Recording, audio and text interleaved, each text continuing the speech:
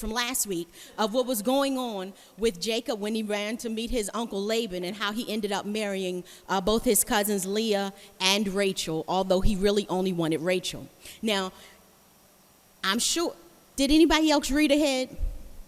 Y'all did? Oh, y'all was all like my mom, because my mom sat down to try to tell me the story yesterday of what was going on with Leah and Rachel. I thought it was absolutely hilarious. I was like, I know, Mom, that's why I've been preparing so I could preach it, because I read it, but it's all right, because she still sat me down and told me all about it. So I'm glad to know everybody is just at home rushing, trying to keep up with the story in Genesis. So this morning, when we find ourselves, it was a good story, wasn't it, Mom? Yeah, she said it was better than many of those judge shows, you know.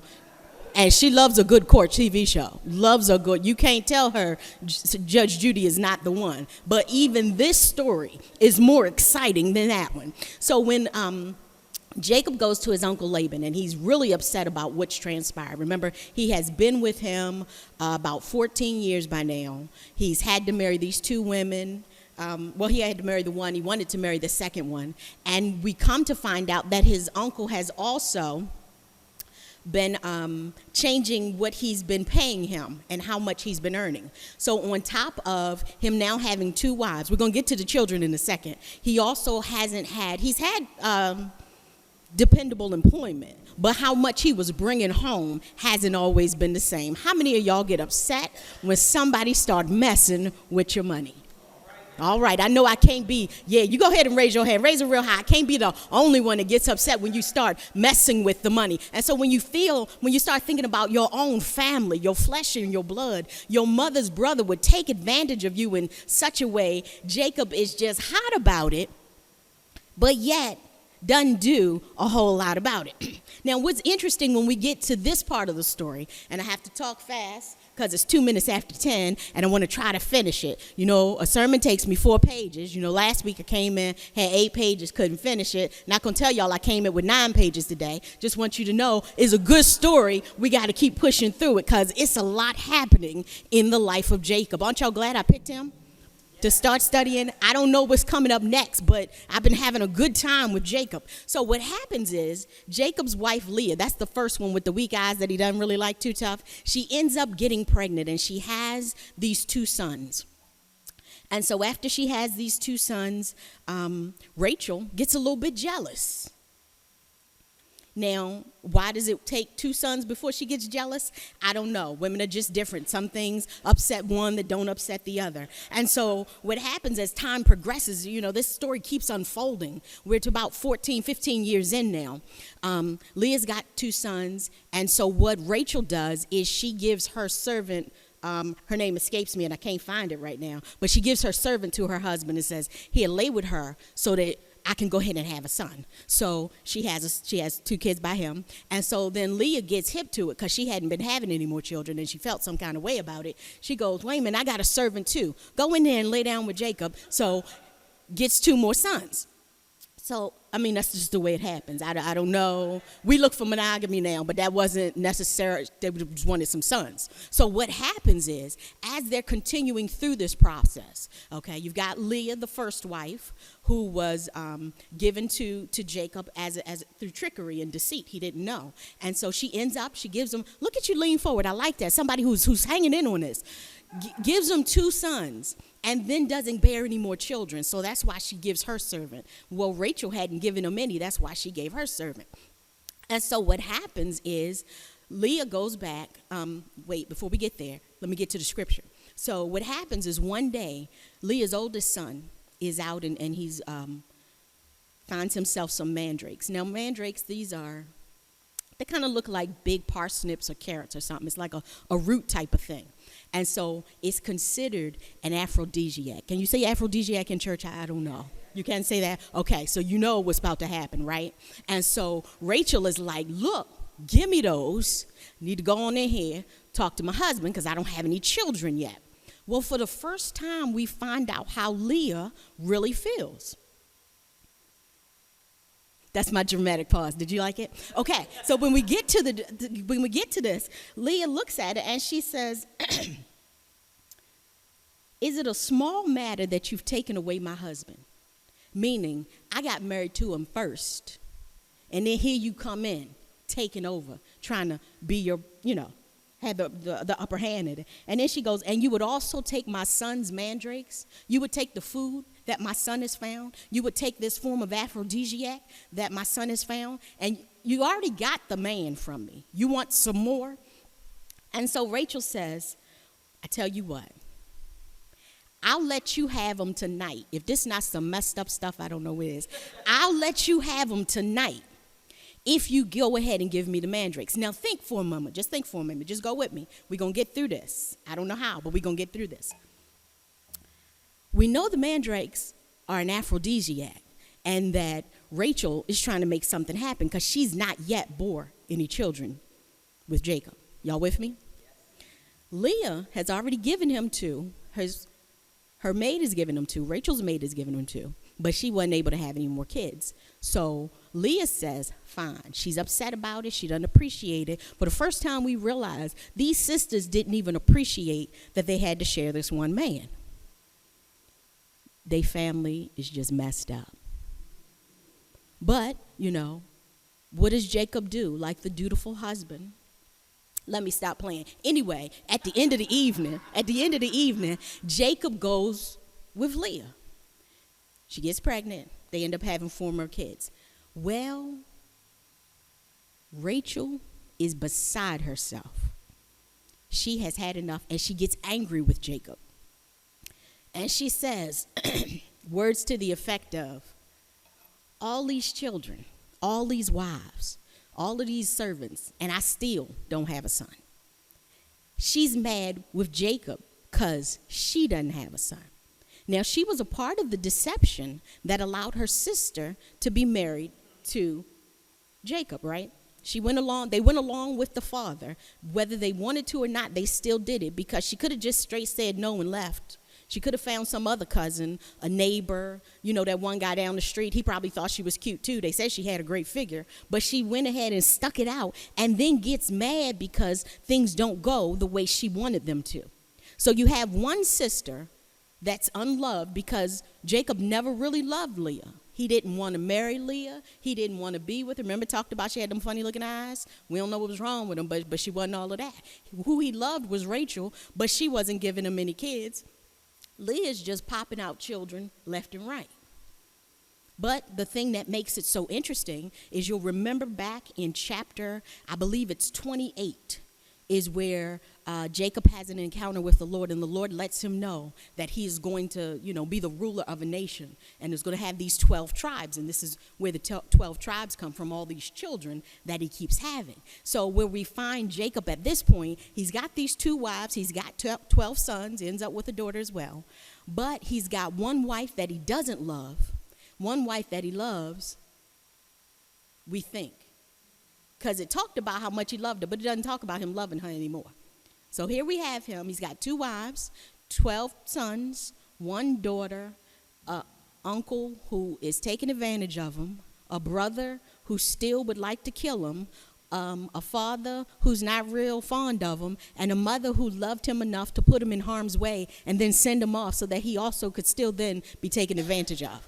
You with me so far? Well, as I was putting this together, and I know I'm supposed to focus in on Jacob. I know we're supposed to be really intent on, because we're studying the life of Jacob. But what I found so interesting for just a brief moment was Leah, the wife that nobody wanted, who was able to bear children that didn't really make a whole heck of a lot of difference because who he wanted was Rachel, right? So no matter how many children she had, she still felt unloved by this man. No matter how many sons were born unto her, she still felt like she was less than in his life. No matter how good everything appeared on the outside, on the inside, she knew that she was not who he wanted.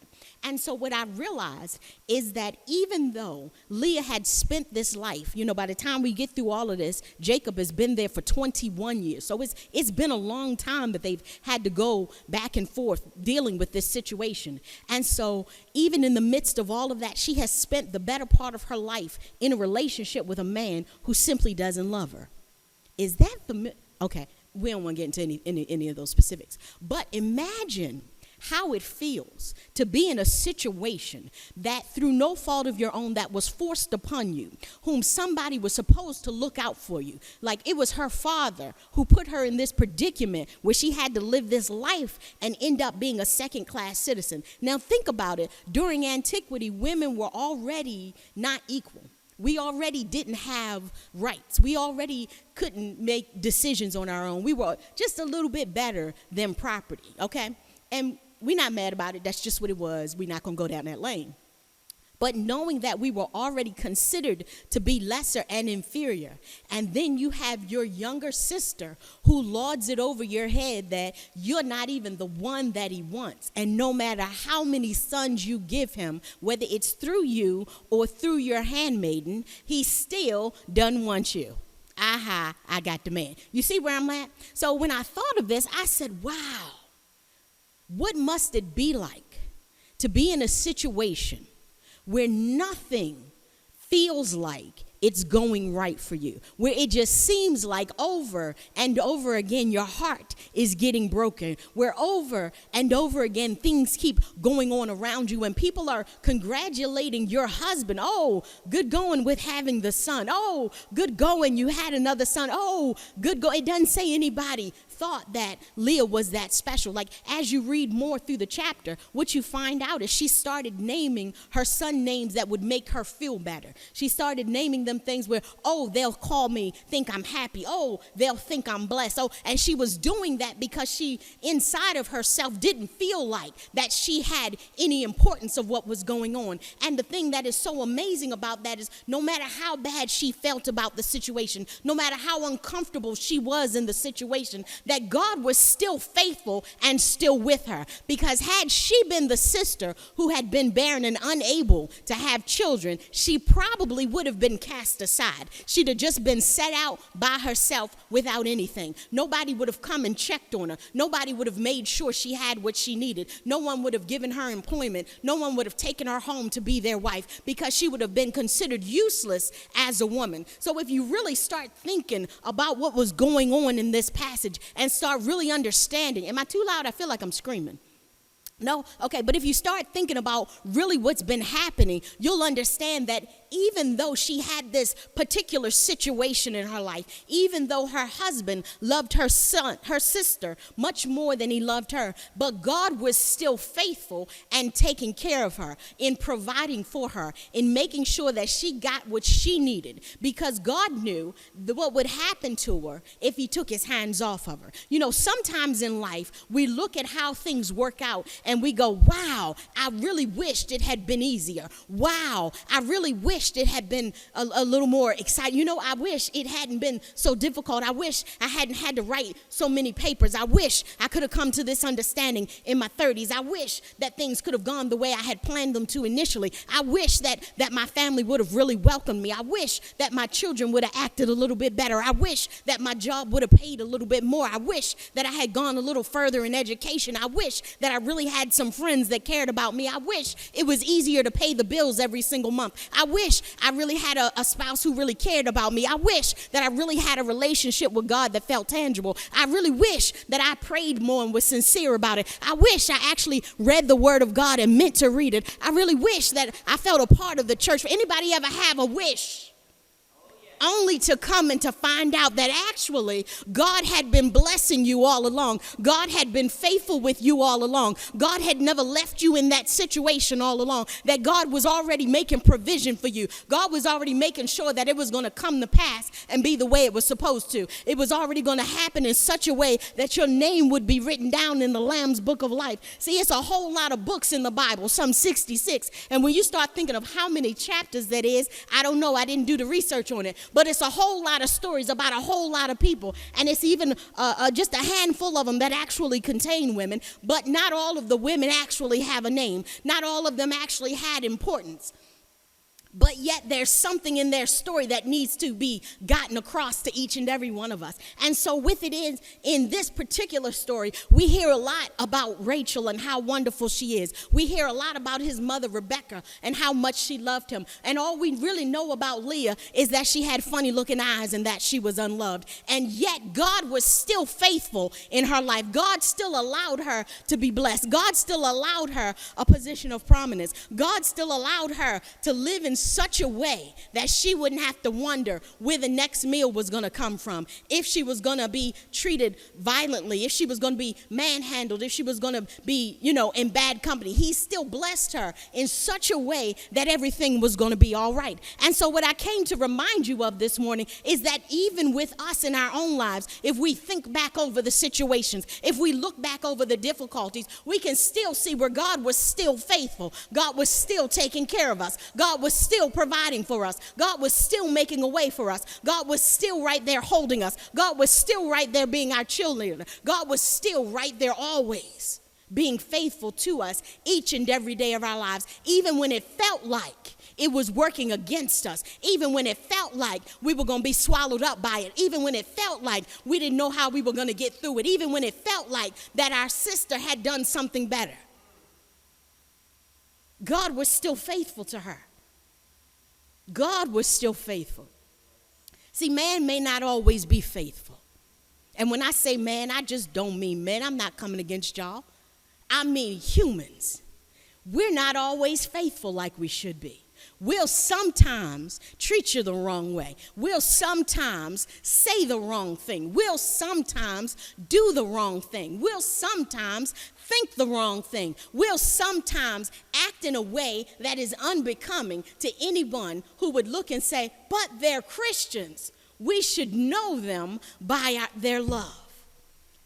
Now, that's what we desire to be, but we're still human, right? But we serve a God who is still faithful, even in the midst of all that. The God that we serve doesn't just look and say, they humans and they messy, I can't be bothered. God is still faithful and says, but they're my children and I want it to work out. And I've got a future that I've put in place for them. I've got a destiny that I've already outlined for them. I've already got what the ending of the story is going to be in their lives. I know that they're going to have to grow through some things. I know, y'all heard me, grow through some things. I know that we're going to have to go through some things. But in the end, I'm going to still be faithful in their lives. In the end, I'm going to be the consistent thing in their lives. In the end, I'm going to be the thing that they can lean and depend on. In the end, I'm going to be the name who they shout out. In the end, I'm going to be the one whom they go ahead and say thank you to, because I'm going to be more faithful to them than they know how to be to themselves. That's where Leah is in this story. She is one who is learning that no matter what she does, God is going to be the one who remains faithful to her. It's not going to be her son Reuben who's going to give the mandrakes to his aunt.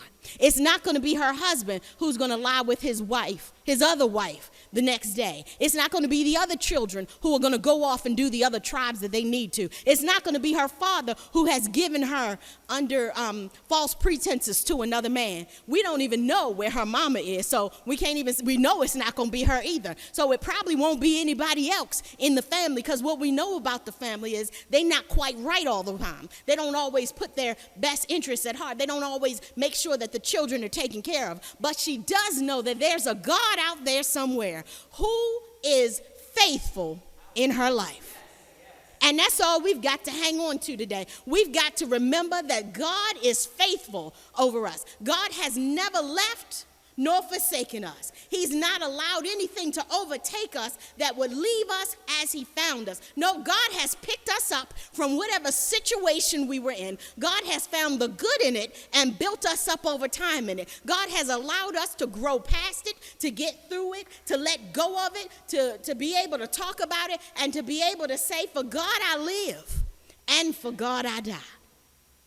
That's the story of Leah in this particular scenario of Jacob's life. He had a wife who knew the blessings of the Lord. He had a wife whom God loved dearly. He had a wife whom he would have overlooked and cast aside and never looked back on. And yet, the God he served made him take care of her, even when she was not a thought.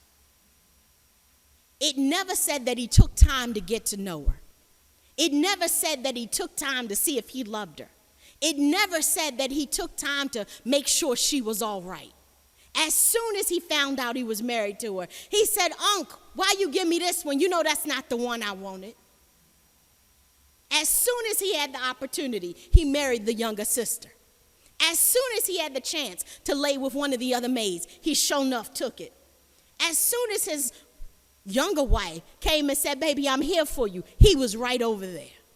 But Leah stood by and watched all of it, didn't have a say in how it was going to come out, and simply endured anyway, because she had to know somewhere in the deep recesses of her mind that there was a God who loved her and would continue to be faithful over her life. Amen? Amen.